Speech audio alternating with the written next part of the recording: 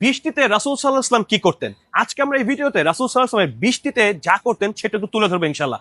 বলতে পারেন রাসূল সাল্লাল্লাহু আলাইহি ওয়াসাল্লাম বৃষ্টির কিছু সুন্নাহ আপনাদের কাছে আজকে বলবো ইনশাআল্লাহ। প্রথমত রাসূল সাল্লাল্লাহু আলাইহি ওয়াসাল্লাম বৃষ্টি হলেই দোয়া করতেন, আল্লাহুম্মা সাইয়্যিবান নাফিয়া, হে আল্লাহ আপনি যে বৃষ্টি দিচ্ছেন সেই বৃষ্টিটা আমাদের জন্য উপকারী হয়ে যায়। দ্বিতীয়ত রাসূল সাল্লাল্লাহু আলাইহি ওয়াসাল্লাম বৃষ্টি নামলেই তার কিছু অংশ শরীরের ভেজাতেন, মানে তিনি কাপড়, এভাবে হাদিসে এসেছে, কাপড় সরিয়ে দিতেন, তার শরীরকে তিনি বৃষ্টিতে ভিজাতেন। এবং তৃতীয়ত রাসূল সাল্লাল্লাহু আলাইহি ওয়াসাল্লাম এই বৃষ্টির ক্ষয়ক্ষতি বজ্রপাত থেকে আল্লাহ সুবহানাহু ওয়া তাআলার কাছে পানা চেতেন বা আশ্রয় চাইতেন। এবং চতুর্থ, রাসূল সাল্লাল্লাহু আলাইহি ওয়াসাল্লাম যখন এই বৃষ্টি শেষ হয়ে যেত বা বৃষ্টি পড়া বন্ধ হয়ে যেত তখন আল্লাহ সুবহানাহু ওয়া তাআলার কাছে এর উপকারের জন্য দোয়া করতেন এবং আলহামদুলিল্লাহ তিনি তার কৃতজ্ঞতা প্রকাশ করতেন।